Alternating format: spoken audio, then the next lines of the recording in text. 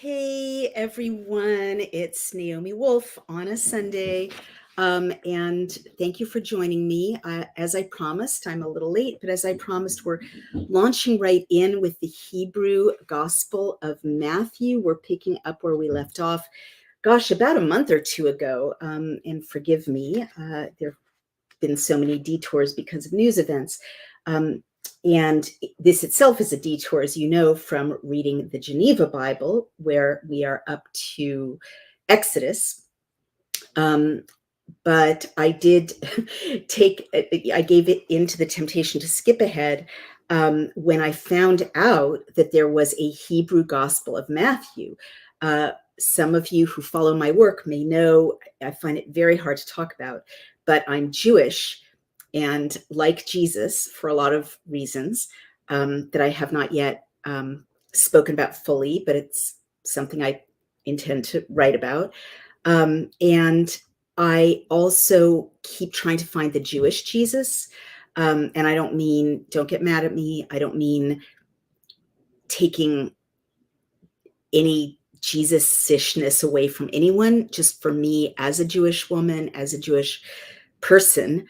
My incredible desire to understand Yeshua, the rabbi, doesn't include becoming theologically Christian. I'll just say it. But I've been, reading and reading and looking for the context in which Jesus spoke and preached in the first century to Jews in a Jewish context. And then, of course, was adopted after Paul by the non-Jewish, by the pagan world. And, that's wonderful. And I don't mean to criticize that at all. But for me, I want to know what the Jewish man Jesus said to Jews. And what has been amazing to me is finding this Hebrew Gospel of Matthew. And I interviewed one of the specialists about this. The man who translated it, George Howard, a professor of religion emeritus at the University of Georgia in Athens, is no longer alive. But it's a beautiful translation. And another scholar is alive, and I interviewed him. However, I'm using George Howard's translation and then correcting it in places with my own Hebrew translation, because the Hebrew is right there on the facing page, right? Because sometimes, respectfully to George Howard, he was Christian. And so there's like 2,000 years of theology kind of as a filter that he brought, inevitably, no criticism to him, to translating this text. Pardon me. But in the Hebrew, there isn't 2,000 years of theology, of Christian theology. The words I'm finding in the Hebrew are often very different from the same words in the same sections in the Gospel of Matthew. And this is the only gospel we have in the Hebrew that were translated, into Greek and into Latin and into English, and that all of you are familiar with. So I'm not making any claims for this text because it's not original. It's a medieval text that evolved in the context of the Inquisition, or persecution, I should say, of the Jewish community in Spain. And it was in the papers of the Spanish Jewish spokesman, Shem Tov ben Yitzchak ben Shaprut. And it predates the 14th century. And it shares many readings with ancient Christian writings, some of which were lost in antiquity, only to reappear in modern times. These included Codex Sinaiticus, the Old Syriac version, the Coptic Gospel of Thomas, and a host of others. So I guess what I want to say is we don't know if this Hebrew Gospel descends from the Jewish community in Palestine in the first century that was listening to the Jewish rabbi Jesus. It may, according to some scholars, right? But very interestingly to me, it does overlap with a lot of ancient texts from the first century that were lost and then have reemerged recently. So it does seem, or there's evidence, I should say, that it could well be part of kind of a lost tradition that's kind of been submerged or erased in and after the first century, and especially as my reading in the scholarly analysis of the early Gospels and church fathers is revealing, very likely with, from the first century to the fourth century, because by the fourth century, the kind of theology of Christianity, the religion that, upon which the next 1600 years was built in the West, was really established, right? So maybe I should stop apologizing, but I'm not trying to be offensive or disregarding or belittling to Christians and Christianity, but my heart is leading me to find out what the historical Jesus, who really existed, Josephus wrote about him. There's a great deal of evidence he really existed, what he actually said to Jews. And one of the reasons I'm so moved by what I'm finding is that what he seems to have said in this Hebrew iteration of the Gospel of Matthew is very, it's something that you can be Jewish and believe, right? You don't have to be Christian, meaning the next 2,000 years of theology, to enter into what Yeshua is saying here, because it's very aligned with what a Jewish sensibility would be able to understand and follow. So no one's offended yet, so I'll just jump in. Last time I read to you, we got as far as chapter 4, and we're going to start again with chapter 4. And actually, we ended chapter 4. That was the temptation of Yeshua by Hashatan, Satan. And now we're going to get into chapter 5. And so I'm just going to read the translation, and then I'm going to explain key words that are mistranslated and go back to the Hebrew, and they'll blow your mind. Okay, but don't take my word for it. It came to pass after this, when he saw the crowds, and the word for crowds here is hachavurot, and chaver means friend. So it's really not crowds. It's much more, and I made this point in my last reading, it's much more kind of a word that suggests that Yeshua was in the bosom of the Jewish community here. Chavura, groups of friends, right? A chavura is a community of friends. So he saw the chavurot, the communities of friends, the brotherhoods of friends, that he went upon the mountain and sat down. Then his disciples came to him. And again, the word is not disciples. In Hebrew, it's talmidav. Talmid is a student. Vayikrivu lo talmidav, and drew near to him his students. All right. And he opened his mouth and spoke to them, saying, "Blessed are the humble of spirit, for theirs is the kingdom of," you've heard it, heaven. Well, not quite. Kingdom of sky. And it's not quite blessed. I've made this point before. Ashrei, asher is happy, rich. Okay. Asher to this day in Hebrew is rich. Ashrei shaflei ruach shelahem malchut shamayim. Happy are the humble of spirit, and ruach means both spirit and wind. Shelahem, that to them, malchut, the kingdom, shamayim, of the sky. All right. Blessed or happy are those who wait, for they shall be comforted. Blessed or happy or rich are the meek, for they shall inherit the, you've heard it as earth, it's not earth, land.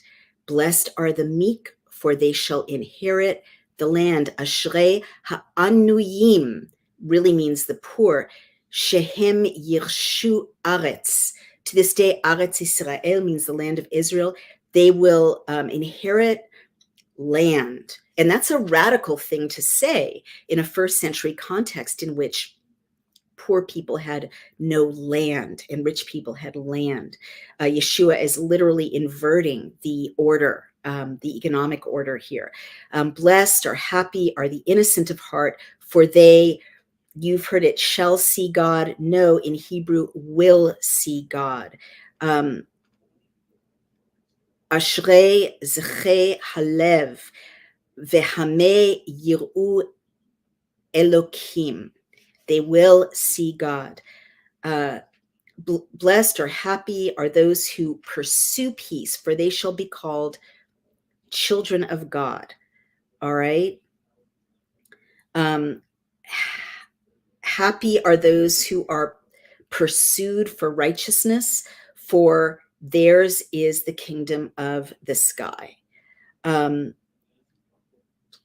Blessed are, or happy are you when they pursue and revile you and say against you all kinds of evil because of me, but speak falsely. Rejoice and be glad, for your reward is very great in the sky, for thus they pursued or persecuted the prophets. At that time, Jesus said to his students, you are salt in the world. If the salt is neutralized in regard to its taste, with what will it be salted? It is fit for nothing, but to be cast outside, to be trampled underfoot. You are light in the world. You've probably heard it. You are the light of the world. You are light in the world. Such a beautiful phrase. Let's take a look at it. Line 14. Me'or atem ba'olam. From light are you in the world. Me'or atem ba'olam.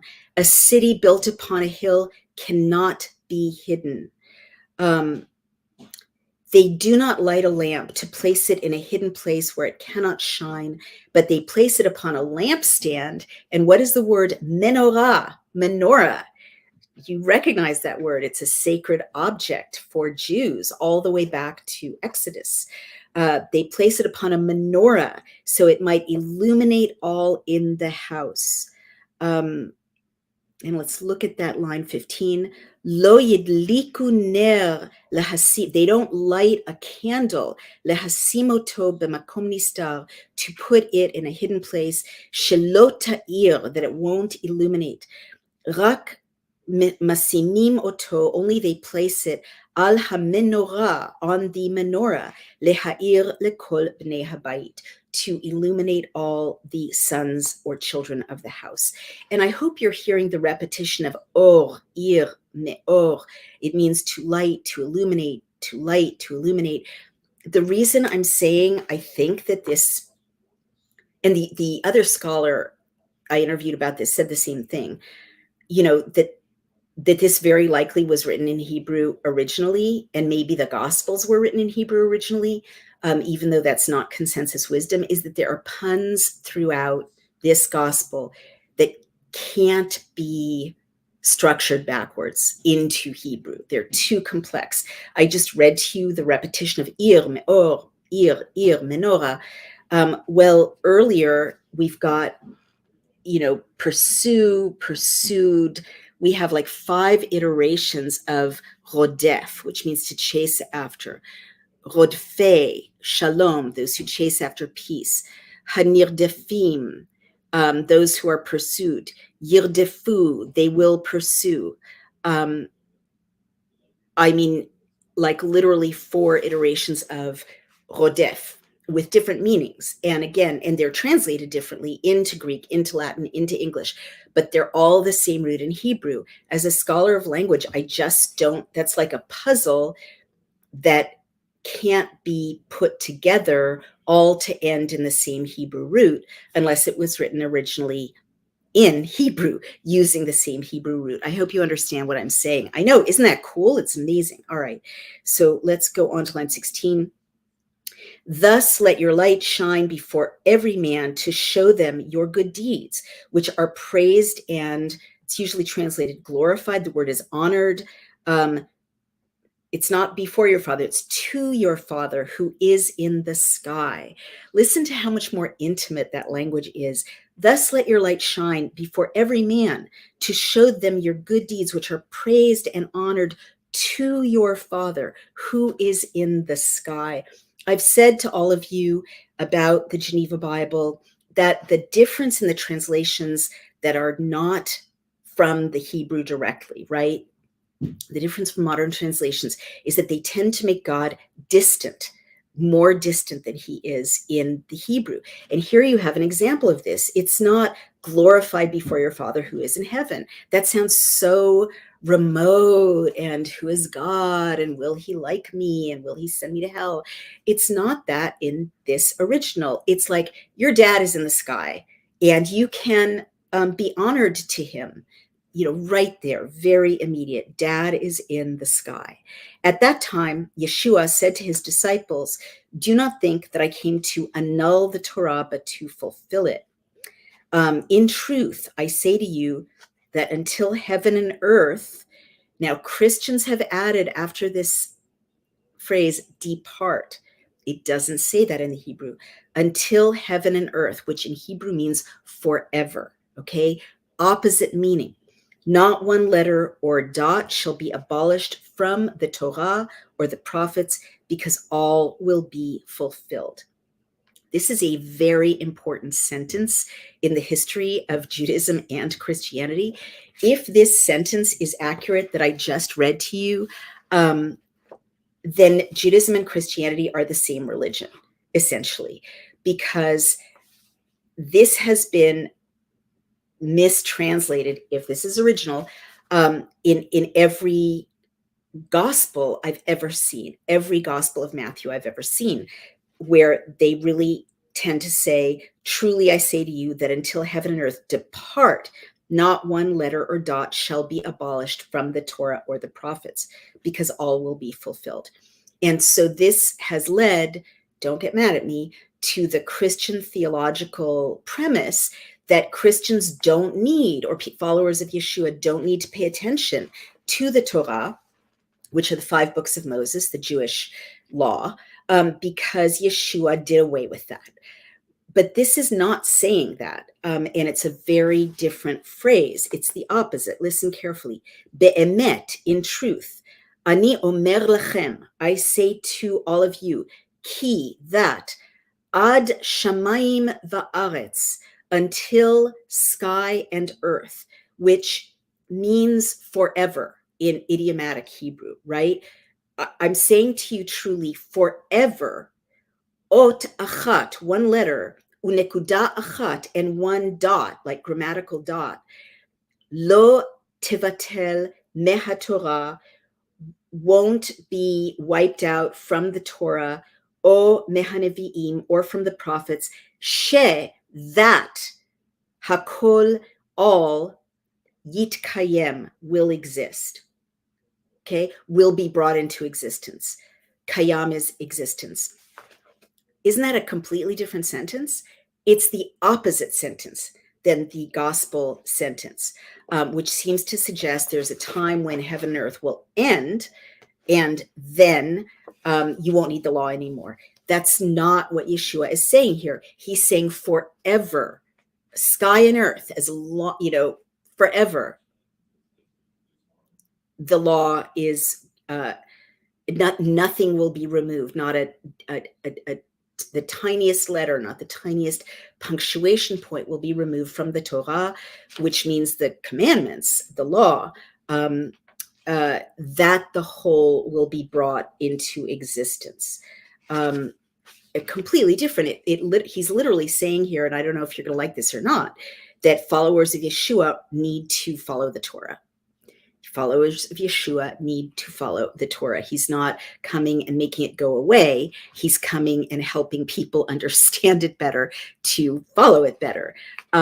Completely opposite interpretation. No one's mad at me yet, so that's good. In fact, Lady Biochemist says, this touches my heart, tears in my eyes. I'm glad. I've been so scared to bring this to you. Really, I have, but so far, so good. Let's keep going. He who shall transgress one word of these commandments and shall teach others shall be called a vain person in the kingdom of heaven.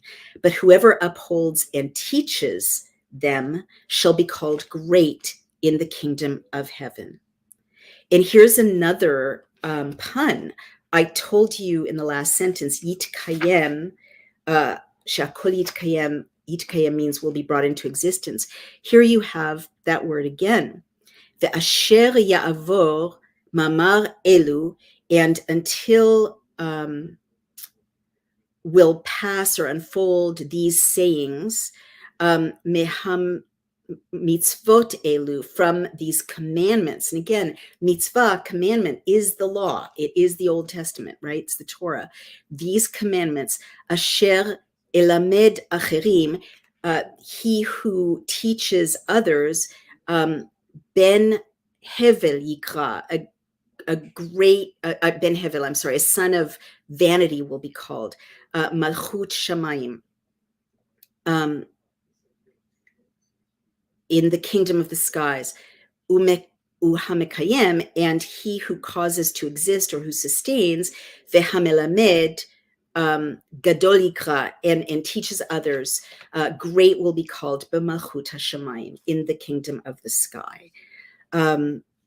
Be'etahi, at that time, Yeshua said to his students, truly, I say to you, if your righteousness is not greater than the Pharisees and the wise men, you shall not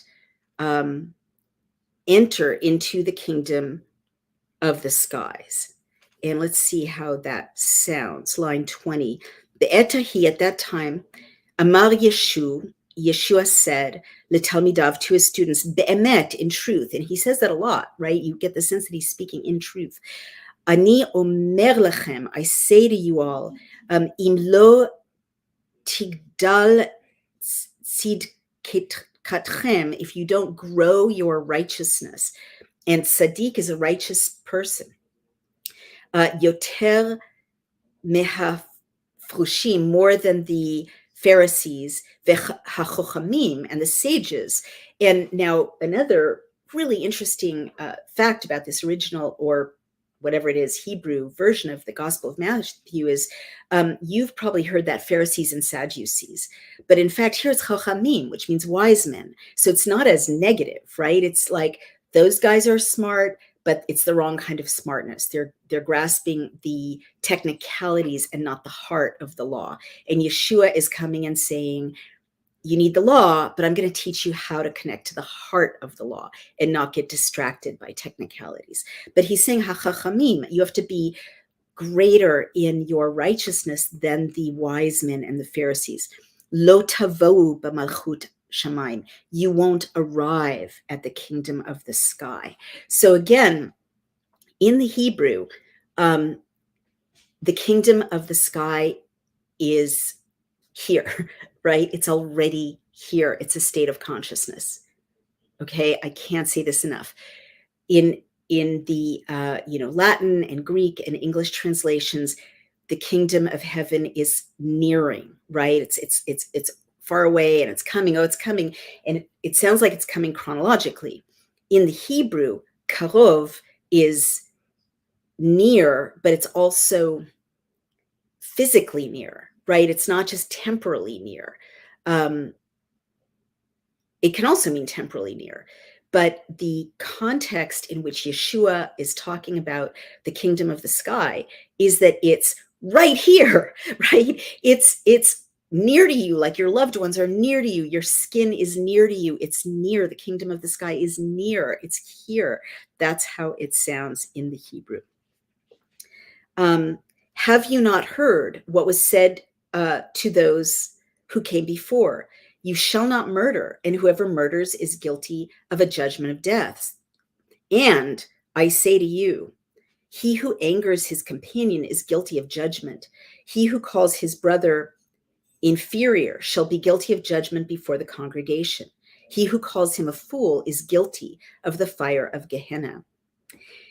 If you offer your gift at the altar and remember that you have a quarrel with your companion and he's complaining about you because of this matter, leave your gifts there before the altar and go to appease him first, and afterwards offer your gifts.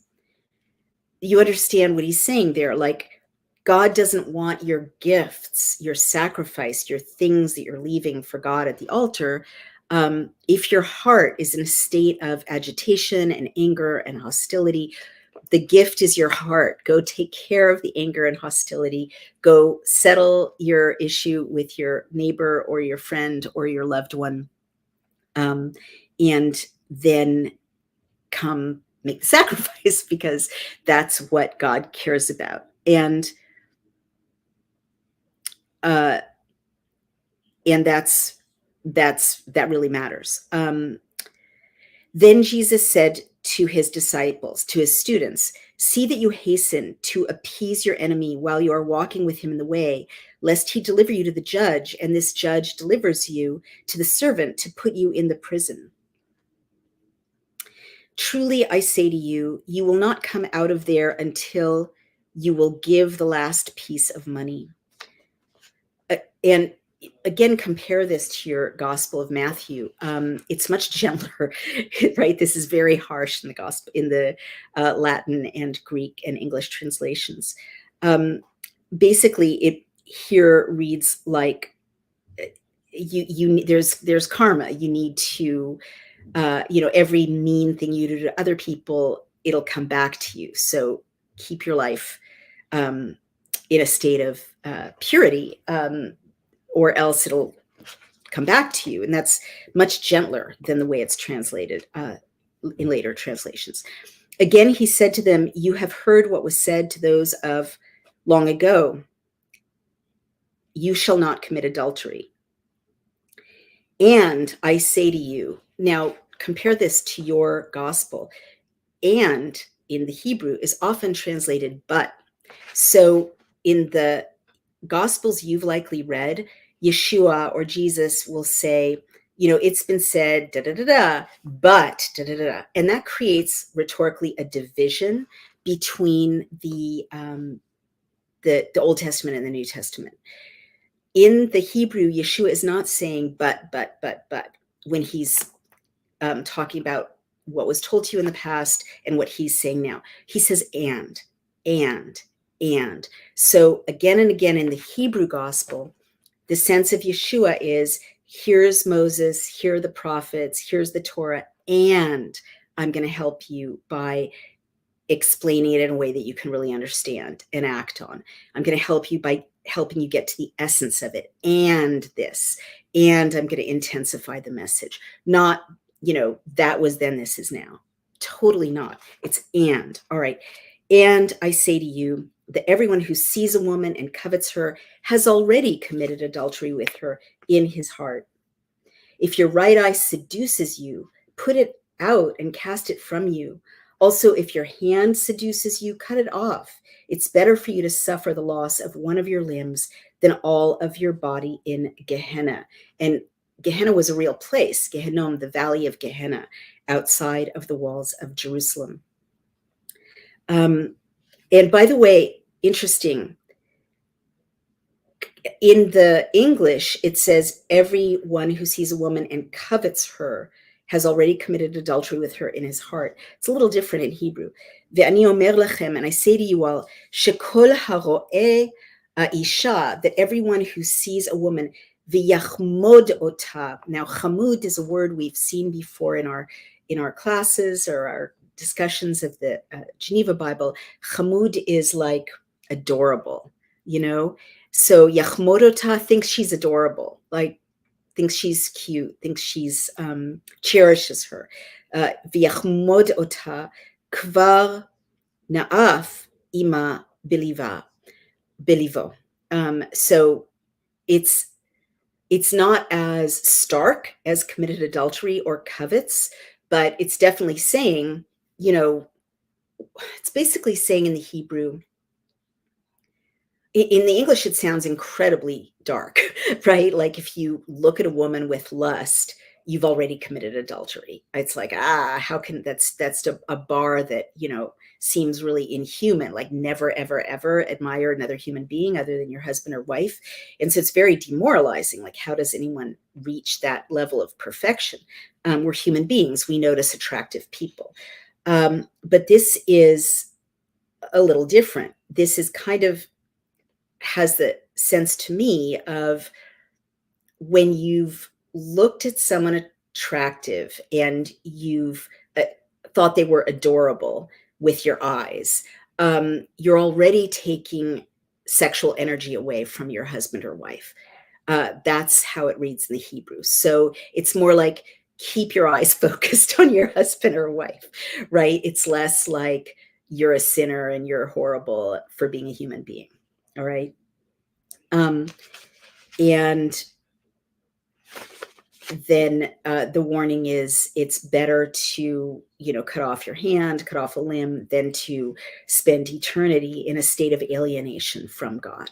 And we'll just read to the end of chapter 5, which is just one more page. Thank you all for joining me. Again, Jesus said to his disciples, and in the Hebrew, it's Od Amar Yeshu leTalmidav. Od means again. It can also mean more. So again, in the Hebrew, you have the sense of Yeshua talking to his students, and more he said, right? You have heard what was said to those of long ago, that everyone who leaves his wife and divorces her is to give her a bill of divorce, that is libella repudio. And there are actually some Latin terms in this Hebrew text, which certainly derive from the Middle Ages, right? And I say to you that everyone who leaves his wife is to give her a bill of divorce. But concerning adultery, he is the one who commits adultery, and he who takes her commits adultery. And again, this has been interpreted to mean that if you marry a divorced person, you're committing adultery. I hear it differently in the Hebrew context. Women at that time when they were divorced, they were kind of left with no resources at all. And they were also, women were tasked with holding all of the moral blame for any sex outside of marriage, any fornication. To me, this says that he is the one who commits adultery, and he who takes her commits adultery. It's basically saying the responsibility is on men. The responsibility is on men to be sexually, committed, to not go outside of marriage sexually, and that if there is adultery, the men are at least as responsible as the women, if not more so, because they're the ones who have the legal standing. So, I've said before, Yeshua was a real feminist for his time. I know a lot of you don't like that word feminist, but he really championed for protection of women in the law at a time that they didn't have any protections.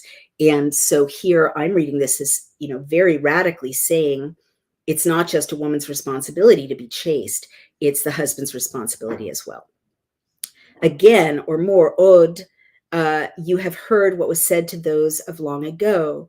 And it's not exactly long ago, lekadmonim, those who came before. You shall not swear by my name falsely, but you shall return to the Lord your oath. And I say to you not to swear in vain on any matter, neither by heaven, because it is the throne of God, nor by earth, because it is the footstool of his feet, nor by Jerusalem, because it is the city of God, nor by your head, for you are not able to make one hair white or black. But let your words be yes, yes, and also no, no. Everything in addition to this is evil. Again, he's saying, just tell the truth. Just be simple. Just be direct. Again, you have heard what is said in the Torah, an eye, it's actually under an eye, a tooth for a tooth. And I say to you, do not repay evil for evil, but he who smites your right cheek, provide him the left. He who wishes to oppose you in judgment and to rob your shirt, leave to him your garment. He who asks you to go with him 1,000 steps, go with him 2,000. To him who asks from you, give. And to him who wishes to borrow from you, do not hold back. Again, Yeshua said to his students, you have heard what was said to those who came before, that you shall love the one who loves you and hate the one who hates you. And I say to you, not but, and I say to you, love your enemies and do good to the one who hates you and vexes you, and pray for those who persecute you and oppress you. And it is such a beautiful sentence. I'm going to read it in Hebrew. Ve'ani, and I, omer lechem, say to you, ahavu oivechem, love your enemies, ve'asu tova lesonechem, and make good, do favors to those who hate you, ve'mas mach'isechem, and those who curse you, ve'hit palelu, and pray, bishvil, for rodfechem, again that word roef, those who pursue you, ve'lochatzechem, and those who pressure you. Beautiful. I mean, that's just so relatable to our daily lives, right? It's much less dark. In order that you might be sons of your father. Lomar tiyu bnei avichem. Lema'an tiyu, for the sake that you will all be the children of your father, who is in heaven, bashamayim, who's in the sky. Shemizarech, that shines. Shimsho, his son, al tovim v'ra'im, on good ones and evil ones, umamtir al reshaim v'tzadikim, and causes it to rain on cruel ones and righteous ones. If you love those who love you, what is your reward? Do not the impudent love those who love them. Be you perfect as your Father is perfect. So you're all familiar with the version of that in your gospel, no doubt, but it's a little different in Hebrew, really interestingly different. Hayu atem tamihim, be you, it's not exactly perfect. I would almost translate it as innocent or pure. Ke'asher tam avichem, as your Father is pure. And it's different, right? Who can be perfect? I can't be perfect. It's very demoralizing to be told to be perfect by Jesus, right? Like, who can do that? But he's really saying, be pure, right? Be innocent. Be like a child, right? I mean, that refrain, be like a child, be pure, tam, lo yelachem, Sachar me'at avichem b'shamayim. Ve'im ta'asu, wait, I'm sorry. Hayu atem mihim kas ka asher tam avichem. Be you innocent the way your Father is innocent or pure. Ve'hashmeru, and guard, beware. Pen ta'asu sad kotchem, and beware lest you do your righteousness, lifnei ha'adam, before the man, really before human beings, lehalel etchem, to elevate you, or praise you, ve'im ta'asu lo yelachem sachar, if you do, you won't have any reward, me'et avichem shebashamayim, from your Father who is in heaven. So that word sachar or shachar, it's hard for me to know how to pronounce it because there's no punctuation. We've seen that before. It can mean reward, but it can also mean wages or compensation. A little bit different, right? So basically, it's like, if your motivation is just to have people praise you, and that's why you're doing good deeds, your Father in heaven isn't impressed by that, right? Or your Father in the sky doesn't think that's so cool. That's not what he's after. Again, here Yeshua is not making these incredibly rigid, rigorous, difficult bars that no human being can meet or match. He's really explaining the temperament of our Father in the sky, right? And what motivates our Father in the sky. And our Father in the sky doesn't want us to be motivated by showing off or being praised. He doesn't want us to make our sacrifices when we're angry or hostile or in a fight. Our Father in the sky wants us to be motivated the way our Father in the sky is motivated, which is with pure intentions, right? And that's easier to achieve than perfection, right? But our Father in the sky wants us to examine our intentions in our hearts. And if our intentions are to show off and get praised by our fellow Adam, man, that's not what he's after. If we just want to drop our sacrifice and, check it off the list and go argue with our, families or loved ones, he's not interested in that either. He wants us to orient our hearts in a pure way. And I think that's really a beautiful end to this brief reading from the Hebrew Gospel of Matthew. Let's look at some of the comments. Matthew is the earliest gospel and used by the first church of the poor, also known as the Ebionites, which at the time of Acts was over 30,000 in Jerusalem. Very interesting. I had heard that it was the earliest gospel.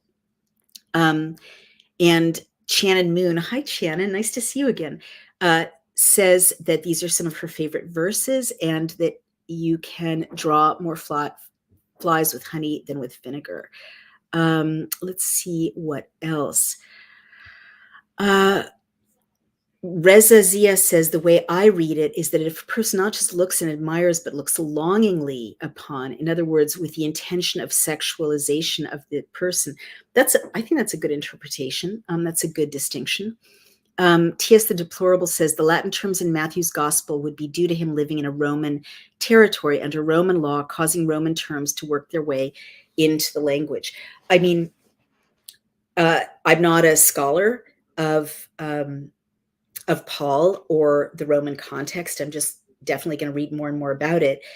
But for sure, and we'll get more into this if we keep going, it's something that preoccupies me a lot. For sure, Paul and Yeshua are very different kinds of Jews, and this affects their language in the sense that Yeshua is much earlier. They didn't overlap. They didn't know each other. And Yeshua is a poor carpenter or carpenter's son, artisan, teaching in a Jewish context to poor Jews in a Jewish province. And I'll talk later about my belief that, or my interest in the fact that the Jewish idea of Mashiach or Messiah is different from the later Christian idea of Messiah. And this, I'm really scared to talk about it, but I feel like I should. But at this time in the first century, it's well established that the Jews in Palestine were waiting for a nationalist Mashiach, Messiah, who was a warrior and would redeem Judea and Israel from the oppression of the Roman Empire. And there's a really important book called How Jesus Became God, which shows the evolution of that idea of Mashiach, which is, again, very nationalistic, very focused on political liberation, and very much within the tradition of the Torah, versus the Christian theological idea of Mashiach, which was very different, which conflated Yeshua with God, right? And that came later within the Christian context. I'm not saying either is right or wrong. I'm not taking a position. But for me, as a Jew, you're not supposed to worship anyone but God. And so understanding that Mashiach could be a liberator, spiritual and political and material, but not the same as God, is really important because it allows me to get close to Yeshua, as a Jewish woman. Please don't be mad at me. I'm not telling you how to think of Jesus. I'm just telling you what opened a door for me. And so along with that, I just want to say that this Jewish, probably Aramaic speaking, poor Yeshua talking to poor Jews and getting crucified as a Jewish rabble rouser, right, by the Roman Empire, is a very different kind of Jew than Paul, who is an educated, affluent, connected to aristocrats, highly Hellenized Jew.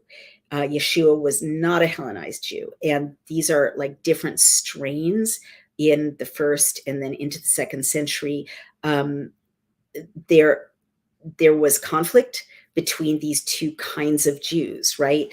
And so I believe, and I'm going to write and talk more about it and show you evidence, that the filter of Paul's Hellenized language and orientation and contacts, led him to create a beautiful discourse about Yeshua, which opened the door to, millions of non-Jews finding Jesus, right? But it's a different discourse than the one that Yeshua was engaged in to his Jewish audiences and students in a Jewish context in first century Palestine, in Aramaic and in Hebrew, at least in the synagogues. So that's just the center of my thinking. There was this split, basically, and I'm not alone in thinking this. A lot of scholars think it. But to me, that's really interesting. To me, as a Jewish woman, I'm respectfully not that interested in Pauline theology. Paul is the one who says that the Torah doesn't matter, for instance, that the law doesn't matter, that you don't have to keep kosher and you don't have to be circumcised. I'm not. Yeshua didn't say that, right? He said that the law mattered. So it's just an interesting split. So I guess my question, which is so interesting, is what if that split wasn't necessary, right? What if Jews could have followed Yeshua as a rabbi, even as a Mashiach, and these two religions didn't have to divide in the first century, because they seem in the text in the Hebrew really to be one religion. All right. Sorry for that little riff. It may be premature. I really need to show you the evidence that's leading me to think in this way. Sean Rhodes says Jesus is the professor. Absolutely. Moses is a TA. That's hilarious. Sean Rhodes says, wherefore the law was our schoolmaster to bring us unto Christ, that we might be justified by faith. But after that, faith is come. We are no longer under a schoolmaster. Well, that's the essence of Pauline Christianity, right? And that's Galatians, which is Paul. It's not in the Gospels, right? So I'm not telling you not to believe it. I'm not telling you what to think. To me, Paul is not Yeshua, right? To me, what Yeshua said is a lot more important, than what Paul said. So you've definitely identified the correct text in Galatians written by Paul that basically says you don't have to worry about the Torah. But to me, Yeshua didn't say you don't have to worry about the Torah. Okay, I'm not telling you what to do. And Never Again says it's a rabbinical way of teaching. Absolutely. Tom F says, be perfect, be blameless, be pure. None can apart from God's intervention and indwelling. Righteousness imputed for past sins and righteousness imputed for daily life and victory over sin, self, and darkness. T.S. the Deplorable said, the priests would wash their hands before offering sacrifices. Jesus said to wash your heart and mind. Correct. But I don't think we need to look, right? But I don't think he was also saying don't wash your hands, right? I haven't seen that yet. Paul said it doesn't matter if you wash your hands or not. And by the way, it's not just priests who wash their hands before sacrifices. The washing of the hands with a blessing is for everyone who's Jewish, part of for instance, Friday night welcoming of the Shabbat, the Sabbath bride. So Lizzie Sunshine says in Luke 17:20-21, Jesus says, quote, "The kingdom of God does not come with observation, nor will they say, see here or see there, for indeed the kingdom of God is within you." Well, we don't have the Hebrew Luke, so I don't know what it said in the Hebrew. And I don't read Aramaic, though I better learn. But I'd love to know what the most original language says in Luke 17:20. But I definitely agree that it is consistent that Yeshua is constantly saying, don't look at outside gestures, look at the state of your heart. And you've all been very, very patient. So should we take one more comment? That's interesting. Linda SC48 says, Paul preaches against the law, the Sabbath. He had a couple followers when Jerusalem had those over 30,000.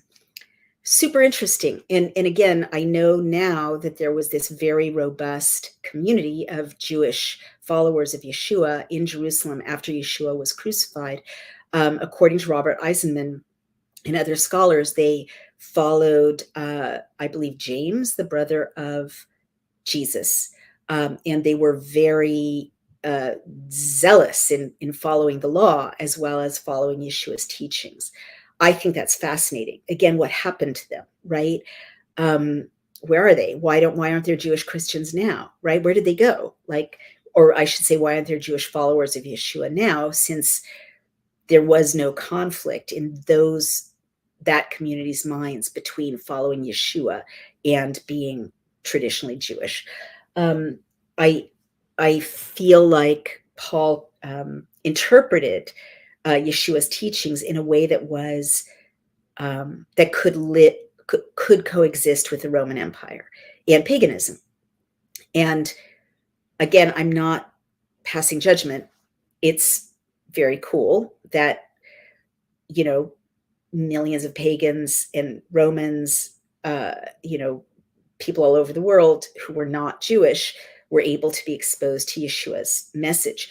But I do think the message changed in Paul's filter and became less disruptive in a way, less radical. I mean, Yeshua was, his message was very socially transformational, very like it would change social relations, right? The kingdom of heaven is here. The kingdom of the sky is here. Whereas Paul's version of Jesus's message, Yeshua's message, was pretty easy to live with. Yes, there were martyrs in the Roman Empire for sure, but also, interestingly to me, very elite, especially women, aristocratic Roman women, adopted Paul's version of Yeshua's teachings and became followers of Yeshua's teachings the way Paul interpreted them. And I think Paul's version of Christianity is less radical than Jesus's version of how we should live, which is, full on kingdom of heaven is here. I think Paul is kind of like more of a bureaucrat, but that's me, don't get mad at me. And Linda Englinder says there are Jewish followers of Yeshua now. Well, I can certainly understand that the more I read from more original texts and more scholarship about those early days. Oh, that's interesting. Reza Zia says the council in Jerusalem determined that Gentile Christians should not be forced to follow the law in order to become followers of Christ. And I understand that, of course. People were, both Jewish and pagan, were coming to synagogues, from what I understand, and feeling comfortable in them, listening to Yeshua's message. And there was no way the message could spread if pagans were expected to become Jewish. So I do understand that. I just think it's so interesting that a theology developed and evolved that was so different from its Jewish roots, at that time. It's fascinating. And Freedom to Think Differently says Paul was commissioned by Jesus. I don't think Jesus would denounce Paul's version of Jesus's message.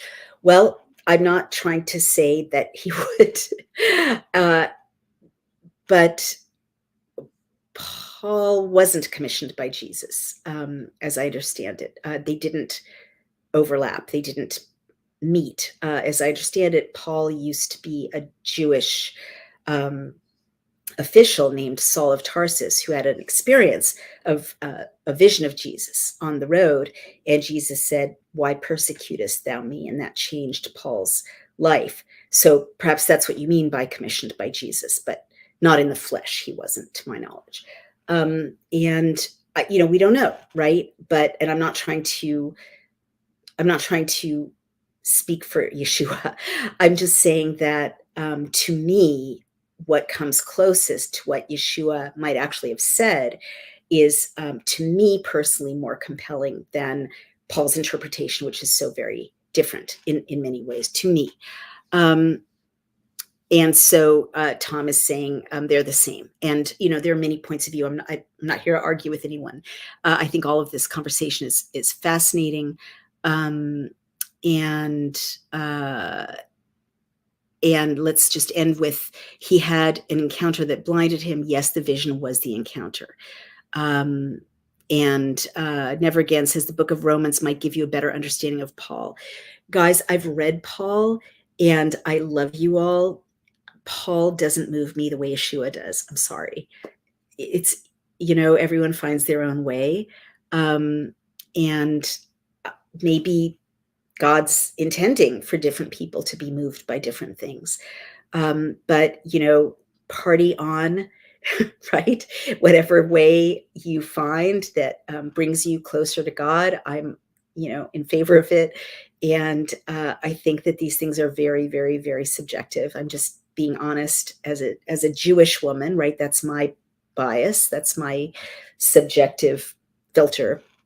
The words of Yeshua are incredibly compelling, and I just don't respond the same way to the words of Paul. But, I'm not the inheritor of 2,000 years of Pauline doctrine either. So I'm not trying to tell you what to do, what to think. I am just saying that I'm into Yeshua personally. And as a Jewish woman, I relate to him because of his intimacy and closeness with Jewish teaching. I feel more distant from Paul because he's much more influenced by Greco-Roman Hellenistic ideas, which are different from ours. So, okay, this is a nice way to end. Naomi is trying to dissect personalities in a humanistic way, but God made it all seamless in the revelation that was given. I think that that's a lovely way to end on. And Yeshua came for his people, but even the dogs eat the crumbs beneath the master's table. Totally. He said so, right? And one of the revelations to me of reading the Hebrew Bible in Hebrew is that there isn't this sense that what is provided for the children of Israel is forbidden to people who are not from that community. It's all, it's for everybody. And so on that note, let's end. And Patricia Quigley says, no one can top Yeshua, but try to be imitators of Christ. Also a wonderful note to end on. These are also wonderful. I don't want to stop reading them, but we should stop. It's a beautiful Sunday. Please go out and enjoy the sunshine, enjoy the sky. Your Father is in the sky, as it turns out, not far away in heaven. He's right there. And the kingdom of heaven isn't far away. It's right here. It's right between us. It's all around us.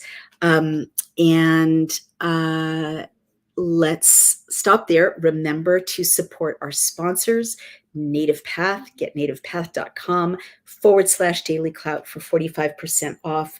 Absolutely transformational stuff. It will make you feel so good. It protects your health, protects your hydration, protects your joints, skin, hair, nails. And as I've said often, I had mobility challenges when I take my Native Path collagen. I don't. So I highly, highly recommend it. And if you like these videos, they take resources. So please support our sponsors. Go to Daily Clout, become a member. Go to my Outspoken, become a member. And if you go to Substack, and you go to Geneva Bible, or Naomi Wolf Reads the Geneva Bible, you can get these videos right in your inbox.